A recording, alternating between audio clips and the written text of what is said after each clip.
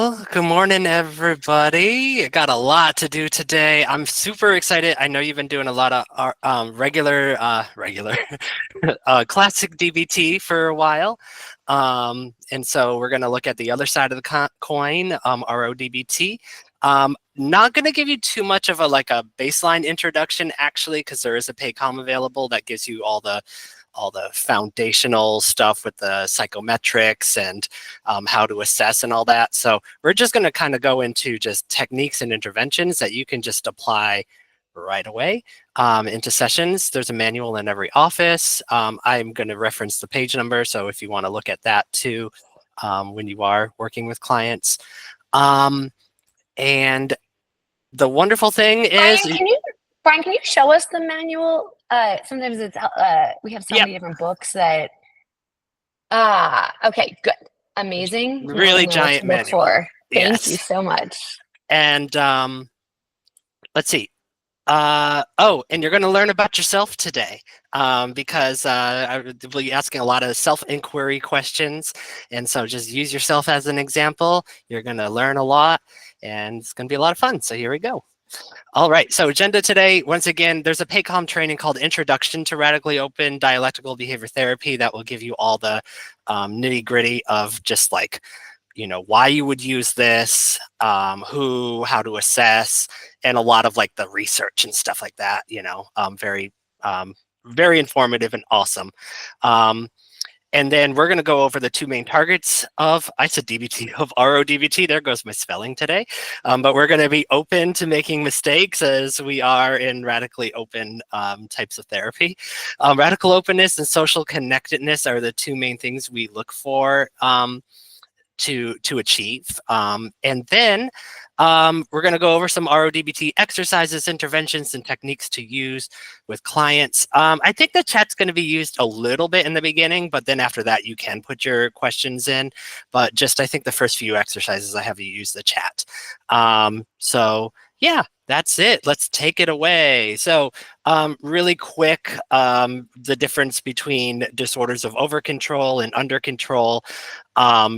Generally, you're going to see in DBT a lot of the cluster B personality disorders, externalizing anxiety disorders, binge eating, stuff that's really based very like on emotional expression, substance use, PTSD, and a lot of now SI and NSSI. You'll actually find those in both, but it's usually a little more like impulsive in DBT versus in RODBT. Over control clients, it's very planned. And so it's, yeah, but that Paycom goes into that, I think, a little bit too. All right, and then, so yeah, we're really looking at like chronic depression, anorexia, OC personality disorder, treatment-resistant anxiety, some autism spectrum disorders, maladaptive perfectionism, which we see a lot here with our teenagers, cluster and A and C personality disorders, which includes, things where maybe people are like really, really, really shy, like schizotypical one. I always get each one confused. And, rigidity, a lot of internalization. I tend to find also after somebody's completed a lot of their, sorry, okay, dude, sorry, my cat is, there we go. He was playing with my microphone cord. He's gone. When I've treated people with OCD, after I've completed whatever, the ERP, ICBT, whatever we needed, if I tend to find they still have some rigidity, then I start throwing in RODBT techniques if it's appropriate. So if you're not sure which one to use, there's a OC word pairs, which I'm going to share with everybody. It's just a 2-column test. Or always, if you're familiar with the marshmallow experiment, I always ask that of my parents all the time of like, I explain the experiment and say, which one would your kid be? Would they eat the marshmallow right away or would they wait? And that's how you can kind of figure out the biotemperament of over control versus under control. All right, so little difference between the two. Radical openness is reality is a reflection of how we see ourselves. So if we want to change reality, we need to change our perception. So basically what we're doing is we're going, okay, I'm not, and I'll explain a little more as we go through these exercises, it'll become more clear, but we can only work with the information we have. And so sometimes we jump to conclusions or create things naturally based on that. Radical acceptance is the other side of the coin that says we're fighting reality, we're fighting the facts. And so we get really distressed over that. So if we want to change reality, we have to first accept it and then move on from there. Actually, I've a lot of like hardcore RODBT try to be like one versus the other. I tend to find both are great. I've used both even with RODBT clients because they both share a different light on, the problem. So yeah. All right. So self-inquiry. So radical openness through self-inquiry. It is one of two core main themes of interventions in RODBT. So as I said, we see the world as we are. We only know what we know, and we don't know everything. So being open to new information can change your reality. And so it talks about finding your edge. So that edge is your personal unknown. So through self-inquiry, we like to start asking ourselves, and you're going to do a lot of that today, a lot of questions about yourself. And when you find that question that gives you that little gut feeling like, ooh, that's a little scary. I didn't know that about myself. That's your edge, and you found it. And you don't actually have to answer the question in that moment. Just knowing that that's your edge is already great because now your brain's going to play with it for a while, and it's kind of awesome in that way. Really, this is where, as you can see, being open to new information can change your reality is where we really attack the rigidity that we'll find in over-controlled personalities, because a lot of people can be very, very like rigid and nope, this is the way I see it, that's it. So we're kind of helping a lot with perspective, and that's how we get radical openness. The other area is social connectedness. And this is huge because a lot of people that have personalities that are over controlled are very much like aloof, independent, feel like I can just do everything on my own. They're the type of person that when they go to IKEA, they're showing up alone in a car and then trying to figure out how to get their boxes past those gates to the car, because I've been there before. You're like, I should have brought somebody. We are better when we're together. Humans can't survive alone. As it says, the lone ape dies. Even that person that lives way out in the middle of the woods being a survivalist, they didn't make the solar panel from scratch. Other humans were involved. So we're fooling ourselves to think that we can be an independent lone wolf in the world. So because of that, rejection is experienced in the same area of our brain as physical pain. That's evolutionary, so that it can make us, when we are experiencing that, wonder what can we do to get back with our tribe. So nowadays, sometimes we still, if we're very rejection sensitive, may be feeling it. Even for reasons that we're not actually being kicked out of our tribe, but that's where that pain is coming from, because it's designed to make us feel like, oh, this could be a death sentence. If I'm sent out into the world by myself, I can't survive on my own. So we are wired continuously to scan for acceptance through social signaling. So in anxious people, neutral faces are perceived as threats. And like if you notice somebody that, if you've ever done public speaking like I'm doing now, a lot of people's listening faces are very neutral. And if you are prone to anxiety, the longer you look at a neutral face, the more you start to experience distress yourself, because you don't know where you stand with that person. So we're always looking for some signals, a little smile, a little eyebrow wag, a little body language to say, oh, you're okay, and that you're safe. And so we're going to work through that today. All right, so jumping right into exercises. Yay. So in the chat, put what you see. This is not psychoanalytic, don't worry. Just whatever you see, put it in the chat.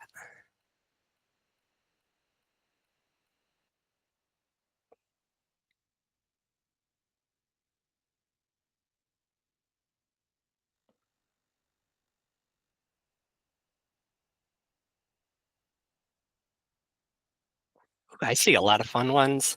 Got some disturbed people. No, just kidding. Awesome. So if you look at, like, once you saw somebody else's response in here, did it also then suddenly you went, oh, I could see that too? Like I'm thinking like Dr. Kevin mentioned like somebody doing jumping jacks. Yeah. Like I was like, oh, that's a new one for me out of here. Um, and so the cool part about this is part of that perceptional thing. When you look at this, it's just a mirrored ink blot. It doesn't really mean anything. It's just, but then our brain looked at it, said, I need to make meaning out of this. So I'm going to think of things I've seen in my life and then turn it into something so I can identify it. And that's what our brain is doing 24 hours a day, 7 days a week while we're walking around the world, because we're taking that information that we don't have, filling in the blanks. So radical openness is finding that blank spot, that those variables that your brain is filling in, which is fine, right? Because we don't have time to know everything all the time, but just being open to being like, okay, this is what my brain is adding in. Am I open to changing that if I get more information? So if you saw somebody's answer and it was different from yours and you went, oh, now I see that, you practice radical openness because you're like, oh, okay, I can see how that could be that too. Now, if you said, I'm going to just pick somebody on here, like Susan, who said an autumnal leaf. Now, if she said, nope, it is an autumnal leaf, I'm not changing, no, everyone else is wrong, then that's not being radically open. So that's very basic start here. And as you'll see on here, I put the page numbers of these exercises so you can find them in the manual when you want to use them.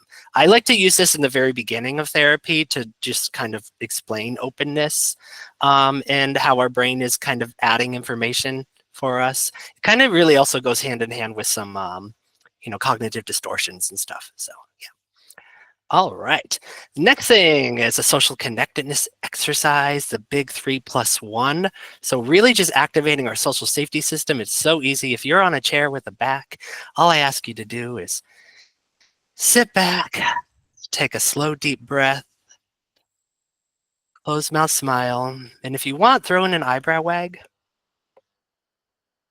and see how you feel. And if you want, you can share in the chat if you notice any difference.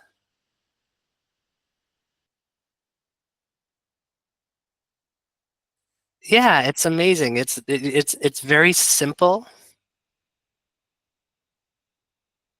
and it's always funny because it seems so like that's all you're doing. Yeah. And I try to model that, and I love to engage in this, even like if I feel like something intense is happening in session, or I'm starting to feel a little tense myself about something, that it's like, okay, now I'm going to sit back a little bit so that now it's like a little more space, a little more, and it tells the other person also that you're safe on the other side because you're not like leaned in, you're not ready to attack or anything like that. So eyebrow wags are amazing. It's really hard when I'm wearing glasses for those of us to demonstrate them, but trying to use your eyebrows a lot actually can help a lot in social signaling. We're always looking at the glabella, and I think I kind of talk about that later, the spot in between your eyebrows.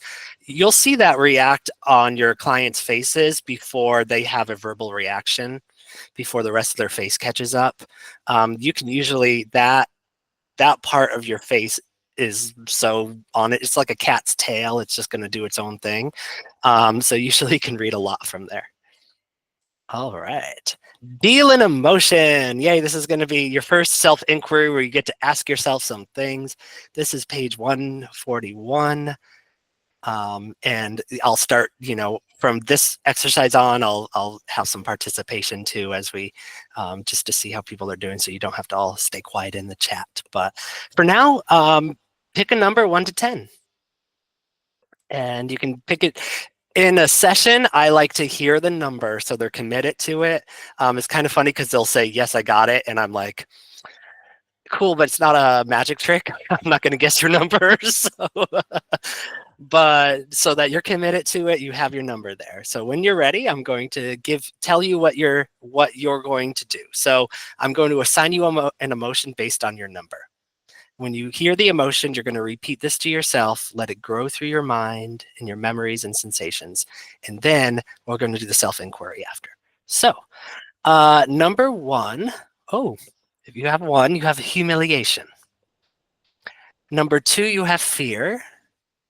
Number 3, you have envy. Number 4, you have joy.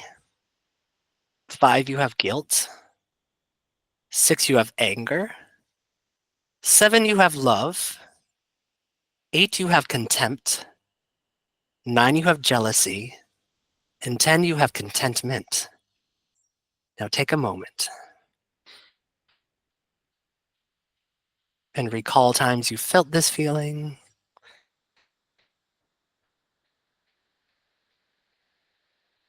And let it grow for a moment.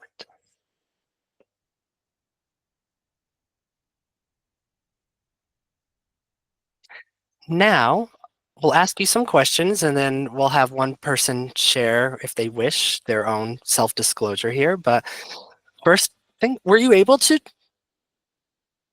experience that emotion? And if not, what does this mean? You know, is there something that's going on that's preventing you from feeling that? When you heard my list, did you secretly desire that you picked a different number? You're like, oh crap, I got envy. So what would this tell you about yourself in there? And out of that whole list that I gave, is there an emotion in there that you would have hate to have? And even that, what does that say?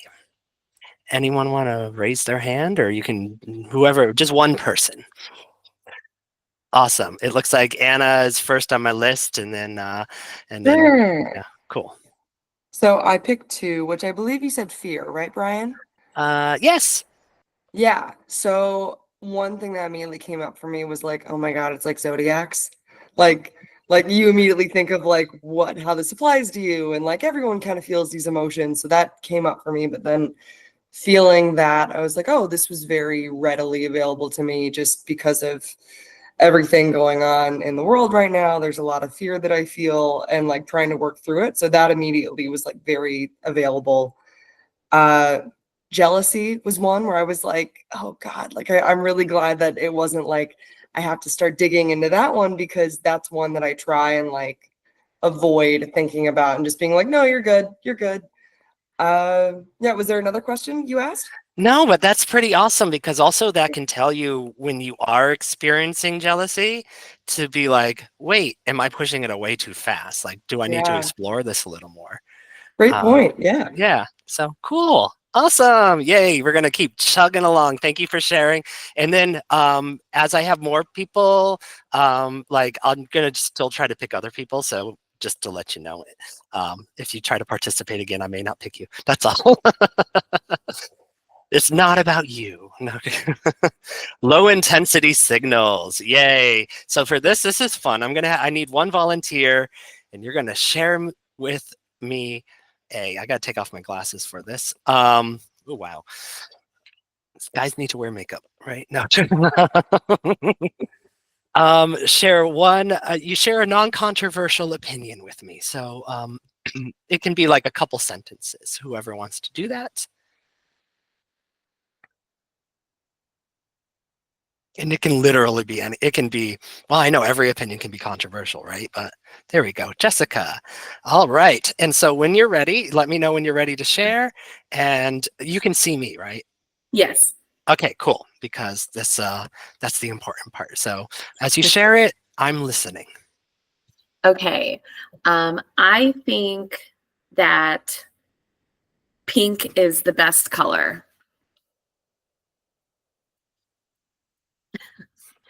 What's your problem, Brian? Yeah. There we go. You picked it up. No, just so low intensity signals, right? How did that feel to see you? So what's your problem? How did that feel to see me being like so not interested, if not almost disgusted?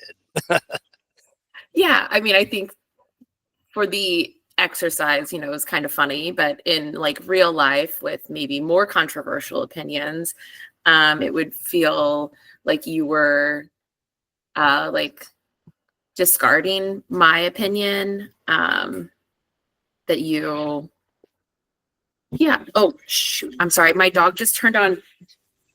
Alexa, turn off. Oh my God. I'm so sorry. That's okay. Okay.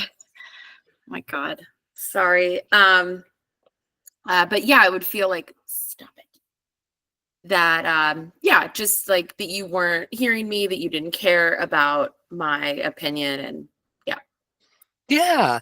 So I like to point out to people a lot about what signals they're using when communicating. Now, this is like a two-pronged thing because, this is used for people on ASD. And so sometimes social signaling is probably the biggest challenge. And I have a client that when I'm going through stuff with her and talking to her, it really got to me the first few sessions because her listening face was, and my brain went off like, oh, she doesn't like being here, she doesn't agree with this, blah blah blah. But then after a while I broached it and was like, hey, blah blah. She goes, oh no, that's how I listen. I'm like, okay, cool. Once I got to know those are her signals, I said, it's really up to you on your end, whether you want to change it or not. I said, now I know. So when I'm getting that little bit of anxiety, I have your user manual. I know that it's not about me. But on the flip side, when she's out in the world and she realizes that she's not getting the reaction she wants from people, she needs to ask herself, what was my face doing, right? How was I signaling? What was my body language? And that's a big thing, even with non-ASD people. I had some clients that, like he's been doing a lot of RODBT, and then he talked about an argument he had with his wife. And he was like, yeah, but she was reacting this certain way. And so then my first thing I said was, what? Yeah, I've seen him a while. What'd you do with your face? And he's like, oh, wait. Yeah. I'm like, yeah, so you could have been saying one thing, but your face still looked angry or your face still looked a certain way. So we got to be it takes effort. It takes some work. And once again, I mentioned the glabella before, and just really paying attention to that part is really important. Because that's, it'll wrinkle. It does all sorts of fun things there. So cool. Awesome. Thank you, Jessica. All right. Really quick. This isn't an activity, but just to show you, when you've done DBT, you saw the Venn diagram of the states of mind. You had reasonable mind and emotional mind, and then the mix of the two is wise mind. Here we have fixed mind, fatalistic mind, and in the middle is flexible mind. Kind of near the same thing because fixed can be super reasonable. It's like, I am so fixed on getting this thing done. An example they give in the manual is somebody who's like, they're doing their laundry and their washer machine breaks and they call the company to come out and fix it. And they're like, we can't come out for a week. And that person gets so upset. They go to Lowe's, they buy a new washer that gets delivered that day. They're doing all that. And then the repair guy comes out and says, oh, it was just this little screw. It's all done. Now you have two machines and you wasted a bunch of money when you could have maybe gone to the laundromat for a few days, or something, but you were so fixed on, I can't live without a broken washing machine. Fatalistic mind, I like to see this. Actually, you'll see both of these mindsets happening if you watch Kitchen Nightmares of Gordon Ramsay, but fatalistic mind happens a lot when they get to that point where he keeps suggesting changes, and they're very resistant and they're fixed at first, nothing needs to happen. And then at some point they break and they go, screw this, and they walk out of the restaurant. Do whatever you want, let it burn, all that. And that's that fatalistic mind. So it can be kind of emotional too. So yeah, they have different terms, but they can be very similar in both DBTs. The reason why I share this is because we're going to go into finding your fixed mind.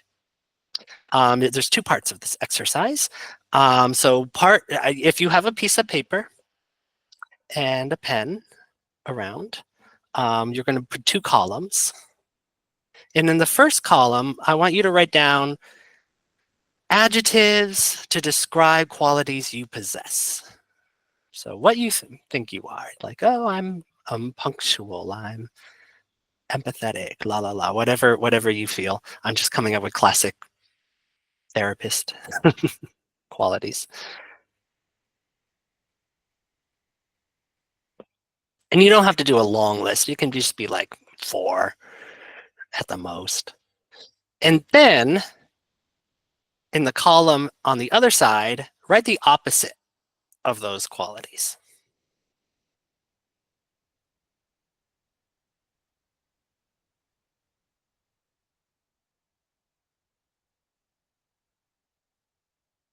Then take a moment and look at your column 2.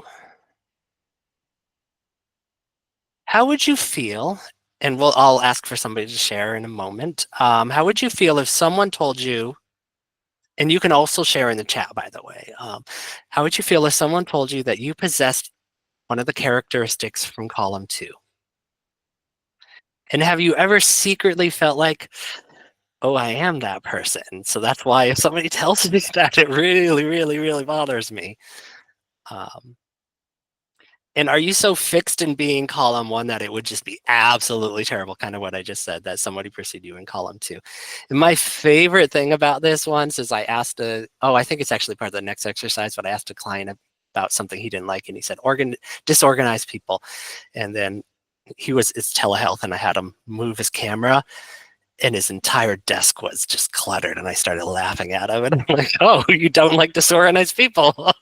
So it's always funny, this little things. Anyone want to share any insights they found? Okay, we got Jessica Katz. Hi. So for my like adjectives I wrote passionate, silly, empathetic, and kind. And so the opposite would be like unmotivated, serious, mean, not caring. And I think I'd feel like it makes me feel uncomfortable to think about if someone thought of me as like the column 2 ones. Especially like mean. So it does feel like terrible to think like if someone thought of me that way or like perceived me that way. So yeah, I like for the last question, like I do feel like I'm so fixed in being in column 1. Yeah, and so do you find that like you're so adverse to being perceived as mean that like, because we can be both, right? We can be a passionate, nice person. There's times we're mean. I know that for myself. Like we experience every emotion. But are you able to like open yourself up and acknowledge that there's times that you may come up? I work right next to you. I know no, just kidding. No, I can definitely be mean. I can definitely be mean. Yeah. Yeah. So yeah, definitely just finding that being so fixed on our own image on how we're perceived by others that it can just get in the way of being a human. Yeah. Yeah. All right. Thank you so much. So part 2 of this, I think it's actually, I didn't put the page, but it's right on the same part of the same box in the manual. So if somebody wants to share, what qualities in others do you find annoying or distressing? And then what happens when you imagine yourself behaving similarly? You can keep your hand raised, Joey, if you need. It's okay. And what might this tell you about yourself? And then what areas do you find it difficult to let go of your perspective? What is it you need to learn? Which is the ultimate self-inquiry question, is always like, what do I need to learn from this? All right, Joey. Sorry, my mouse was on it and I pressed it like 5 times. So I'm like, I guess this is my cue to participate. You're very fixed on this. Yeah. Yes. Well, and this one's actually funny because I was just thinking about this one too. I can give everybody time to do it though, if you want. I mean, you can jump in. I see Zuhei's contributed in the chat. That's awesome. Yes, right. Let me while you're all thinking about that. I remember in my internship, it was something one of my professors said. It's like whatever is like one of your biggest things, that client's going to show up and sit down right next to you, so you have a giant mirror in front of you. So sometimes it's like, oh, I'm an anxious person. Here comes an anxious client. Of course, we're light on anxiety, so that's kind of a given, but yeah. All right, go ahead. Yeah. What qualities and others do I find annoying or distressing? When people don't match my level of care or consideration. That is something that immediately will peeve me. Yeah. Now, what happens if you find yourself, like, has there been times you haven't matched somebody's care or consideration? Yeah. I mean, yeah, like there'll be times where I'm thinking about being considerate or I'm thinking of being that person, and then somebody will be like, you were so focused on thinking about it that you didn't do it. And that like instant trigger. Okay. But can you have this is where, can you give yourself a little grace in this, right? Because I'm sure you had a reason in that moment why you weren't as passionate as somebody wanted you to be, as caring as somebody wanted you to be. That's true. Right. So Yeah. then if we flip it around to somebody else, when somebody's driving you absolutely up the wall because they're not caring as much as you, there could be other reasons. There's something you don't know, right? It's a self-inquiry. There's a piece of the puzzle that we don't have, and it's okay. Brian's got it, guys. Okay. All right. I'll pay you for that. No, I've been doing RODBT for a long time, so it's always just my easy thing. So there we go. And also, by the way, everyone, don't feel like you have to be that vulnerable in this practice. You know, you're at work, so it's totally up to you to define how you want to, you know, set your work boundaries. All right. Finding fatalistic mind, the other side. Yes. So this, I don't really have a necessarily question, but of course somebody can share their experience with this, because I know I can fall into fatalistic mind a lot. I know some people were last week, if they didn't like their election results too, it was just like, you know, suddenly just numbing out, giving up, saying, let it burn, silent treatment, doing the I'm fine when you're actually not. And then also, this one always gets me, is sometimes you're getting some feedback from somebody that's a little, you know, uncomfortable. And you get to that point where you're like, yes, yes, yes, yes. Like you're kind of trying to shut them up because you're being overly agreeable just to get them to be quiet so you don't have to feel that experience of getting that feedback anymore. And so just becoming aware of that. Anyone have any experiences in this arena, either with themselves or they've seen in others that they want to share? Totally cool.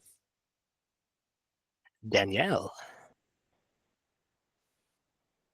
This is like, for me personally, this is my go-to. If I'm like starting to get, I mean, like overly angry, overly, like just feeling dysregulated, this is where I kind of go. I just will kind of shut down. I'm fine. Even if I'm not, maybe I don't say I'm fine. I'm like, I'm okay. I'm okay. But like people who know me know that like how I say I'm okay, like the tone of my voice that I use will be like, you're not really okay. So yeah, for sure. Awesome. Yeah, that's thank you so much for sharing that. And by the way, this is another big thing that you'll find in RODBT, and it's in the manual, is that we're going to use a little bit of vulnerability in our sessions with our clients because they're so over controlled that we want to show them it's safe to share some things. So sometimes I'll tell them like, hey, fatalistic mind, I like to create a cocktail of fatalistic with catastrophizing and just burn my life down around me when I'm stressed. And it makes them, you know, connect a little bit more sometimes. You know, of course, you're going to do it strategically and only if it's beneficial to the client, as any self-disclosure. We're not going to be like, you know, giving family secrets or anything away, but it's not your therapy. But we still want to show like, it's okay. We're all human and these are shared human experiences. And I'm not a robot. So yeah. All right, thank you so much. Participate without planning. I can't tell you what to do. So what we're going to do is I'm going to stop sharing for 1 second so I can see as many people as possible. Get your cameras on. And everybody, for the next minute, I want you to make the weirdest faces you can on camera. Everybody now.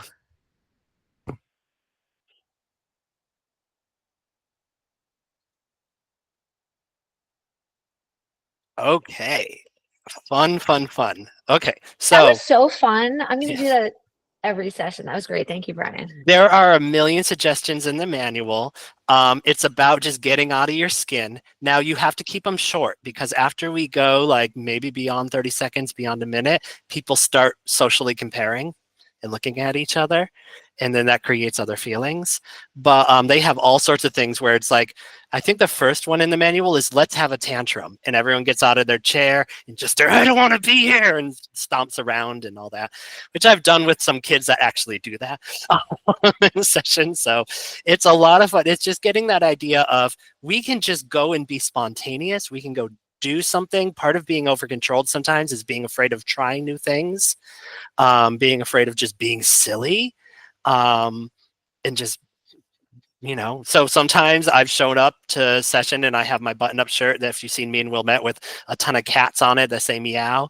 And it's just like, yeah, this is just once in a while, I'm going to throw something way out there to be like, okay, I'm going to be a little dork. It's fine. We're cool.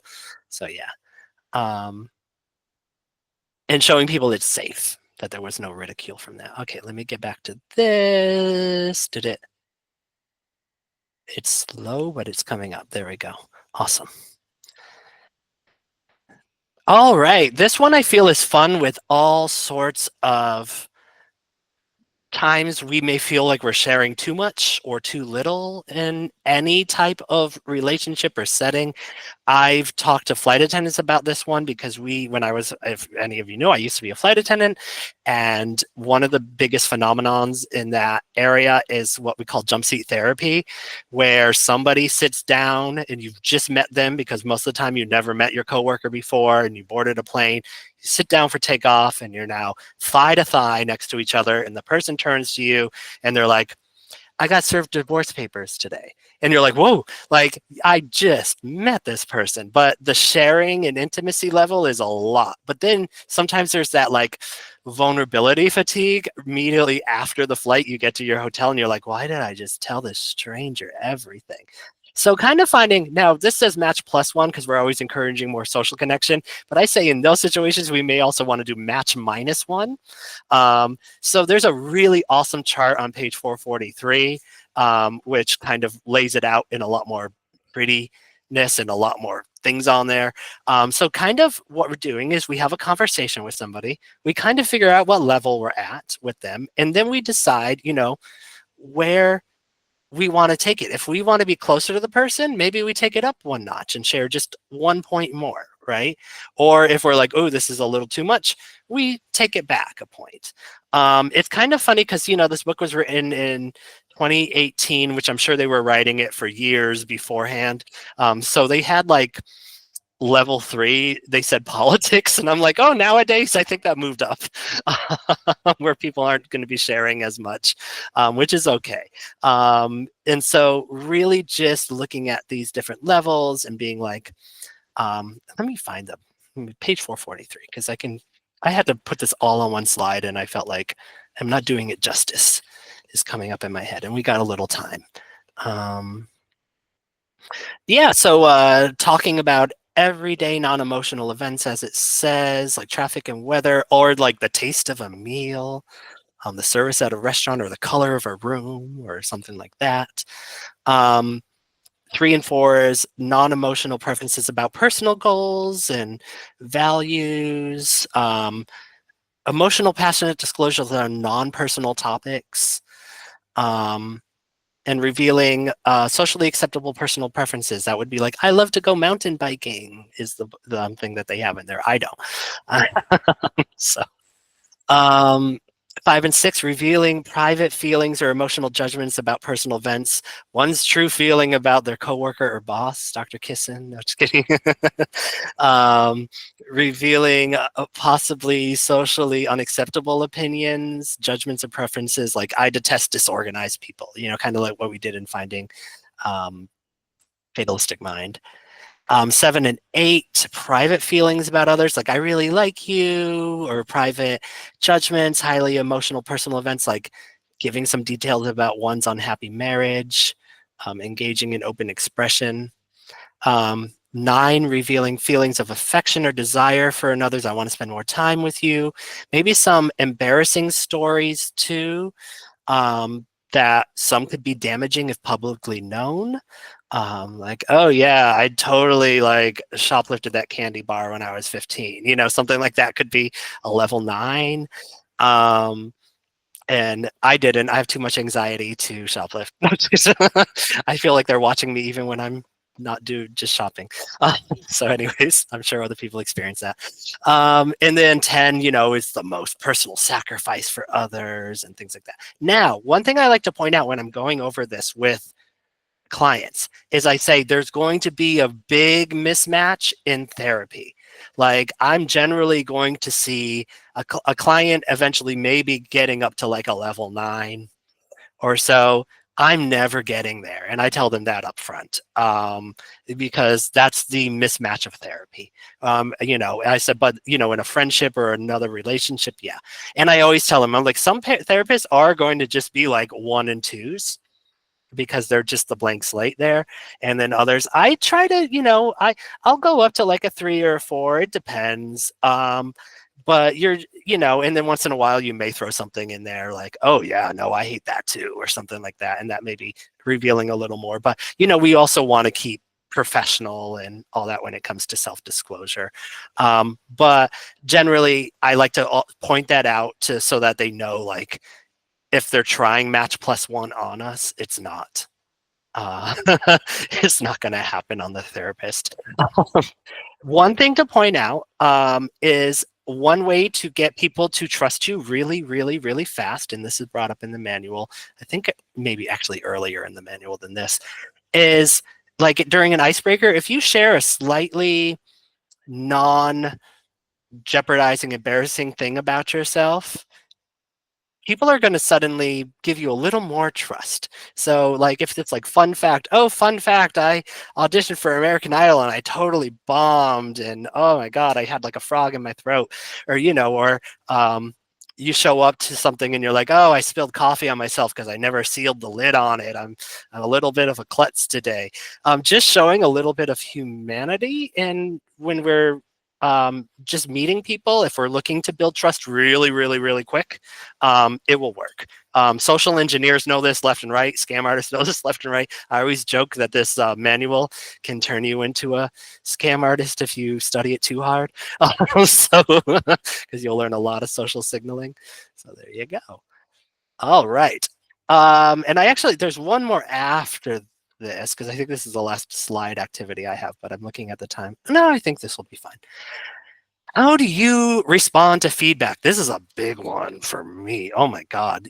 How many, I don't know about you, but sometimes it's like you worked on something, you get a little like positive, even just like constructive criticism on it. And that person's probably like, I know this in college, sometimes it's like they're trying to, build you and grow you and develop you because they see something, but then there'll be that point in you that also feels like attacked because you're like, oh no. So really paying attention to the social signaling. So I feel like when I'm getting feedback now that I feel like that defensiveness just kicking in, like I'm going to do the 3+1, the big 3. I'm going to lean back. I'm going to take a breath and I'm going to listen. And if I notice my brain is running to explanation, rebutting, justifying, that I'm probably planning my response while they're talking, so I'm not listening anymore. And I know that's like a big thing, especially when you're like brand new therapist, you're listening to the person thing and you're coming up with like what I need to respond. It's like, oh my God. But notice that in every day of your life, right? And be like, oh wait, I'm not listening. I need to sit back. And also realize that the feedback you're getting isn't completely wrong. It may not be completely right. We may be falling into fixed mind with that feedback. They could be giving you some suggestions, but it's not like, oh, you have to completely change who you are. So really noticing if you're finding yourself falling into that. On the other side, positive feedback, especially for over-controlled individuals, can be very distressing. Sometimes telling somebody, oh my God, you do so great on this all the time. That person now read that as, I have to maintain this expectation from now on, otherwise they will hate me and they will run away from me. And that's for them to work on, but also for us to be aware of too. But giving positive feedback is very important. It's like a world without praise would be a terrible world. But also being aware of how we're perceiving it. Also, you may have, if somebody's depressed, happiness in others could be an unwanted reminder of their misery. So hearing happy stories and you're feeling miserable can just make you feel bitter. Ridicule, if you came from a family that ridiculed others who performed better, almost maybe for the same reason as the last point, that could be in you that, oh, hearing something positive is going to make people go, oh. I remember there was a kid in my grad school that he was the first one to, you know, go to college and all that, and he would say, yeah, he would hear like, oh, college boy. They would say things like that, and it's like, yeah, there's that little bit of teasing going on that can make somebody feel. Once again, as I said, a signal that more of this will be expected. And some people also think, oh, I'm getting positive news, something bad's going to happen next. You know, definitely a sign of anxiety in there. The final thing, which I don't have on here, oh, actually I do. I'm going to switch tabs. So I made this wonderful thing that I will, what's it telling me? Allow this time. Okay, let me see if I can zoom out. I made this thing on Canva, which is a lot of things I didn't even go over today. It's an RODBT skills cheat sheet, but it's, you know how our regular DBT has tons and tons of acronyms? So does RO. But thankfully, you don't have to ever memorize them all. None of my clients do. I just say you got to know what they're about. So I'll share this on there, but one thing, I do include the big three on the bottom, their version of the loving kindness meditation. And one thing I like to point out, and this is very much from ACT, but they made their own version, is the awareness continuum, which is diffusion exercises, of just being aware of like what you're feeling in the moment, saying, I am aware of a thought that I have 2 more clients after this meeting. There we go. So just bringing into the present awareness what's going on in your mind. And so I'll share this in the, well, I'll send it to Lisa so she can get it on its way. And I'm going to make another one that has these exercises that we did today too. But I figured I was going to start with the acronyms first. So yeah. All right, let me get back to the slide. I believe it's just, oh yeah, I know what it is. Wait, I just did something. Oh, okay. We're getting there. It's coming up. Oh, it's not in slideshow. Let me hit slideshow. Come on. All right. Awesome. If you want more training, radicallyopen.net therapist trainings, they have 3 levels. I'm a level 2. Level 3 requires an in-person training and a lot of money. So I'll get to that eventually, but not right now. And they also have a lot of one-off webinars too you can do. And then of course the skills training manual that you see there. One thing to know, I haven't done it yet, but in the in-person level 3 training, kind of like what we did today, where I had you bring yourself and not a role play or anything, they warn you in advance that when you go to in-person training, you're going to be talking about yourself in that room full of therapists. So, you know, which scared the hell out of me. And that's it. Okay, I'm going to stop sharing, and then we have 10 minutes for questions. Joey. This is just like more of an interesting parallel I've noticed, but that exercise where we like talked about qualities about ourselves and then like what it would be like to be the opposite almost reminded me of like ICBT in a way, kind of like the feared self thing. I don't know if you've ever made that parallel before. No, but I do a lot of ICBT, and that just went boom. Thank you for that. Yeah, I really appreciate that. Yeah, because that, like, yeah, who do you fear that other people see you as, or you becoming? And usually that's where all that tension comes from, because it's so opposite to who you are. So yeah, cool, awesome, thank you. Yes, I can tell you how I learned this. By the way, I got introduced to it at Eating Recovery Center, and it was, you know, they send you through like a few weeks of nothing but these like Teams trainings and webinars and stuff for a couple of weeks, and there were so many, and I saw this one saying radically open DBT, and I was like, I already know DBT. What is this? Is this just some hippie version of it or something? Like, what's going on? And then they started it, and I remember watching about like the giving a lot of stuff about over-controlled people, which you'll find in the Paycom one. And I was like, I texted one of my professors and said, oh my God, this is reading me. Why didn't I know about, like, if I had this therapy 10 years ago for myself, where would I be right now? Like, So that I really latched onto it. I found like it was very helpful. And they use it a lot because like, especially in anorexia, there's so much over control, so much rigidity. I will say, when you are working with clients that are especially good for this therapy, you're going to still see like some frustrating things. I have one, she's doing so great. She says how great she's doing. Every time she gets the how are we doing survey, she gives a 7. Because it's just that over-controlled thing of going, well, there's still room to work. And so you're gonna, there'll be people looking for perfectionism out of their therapy. So there are frustrations with over-controlled clients sometimes, also not wanting to really admit to their emotions or what they did wrong. I think one of my favorites was I asked this one, I said, in session, I was like, tell me the last time you were wrong about something. And he couldn't come up with anything. And I said, well, go home and ask your girlfriend. Because she's going to be like, just now. No, or something like that. So it's always like, they can be hard nuts to crack. But so am I. I know in my own personal therapy, I give my therapist a really hard time. And why are you making me work? So yeah. Anything else? Brian, this is totally sorry. I don't mean to be that over participatory guy, but like, when what was I gonna say? I think it was chronic depression was in the category of over controlled. Can you explain? Because in my mind, like that's so like under controlled. Like you can't, even force yourself to do the things you want to do. Like I wonder, yeah, like why put it in that category?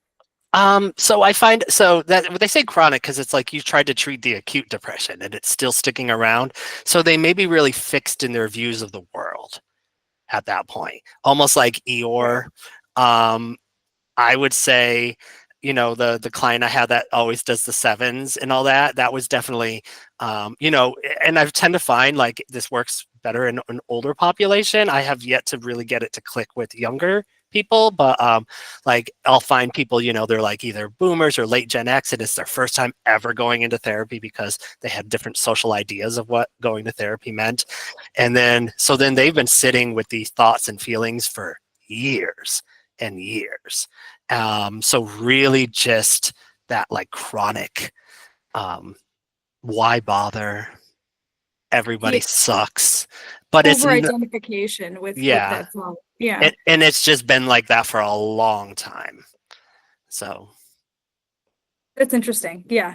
Thank you, because that was actually really helpful. In my brain, I like couldn't figure it out. Yeah. Yeah. So not really like almost event-based depression, because some people also, the acute depression can be very event-based or life changes or this is like, oh, you've been like this for a while.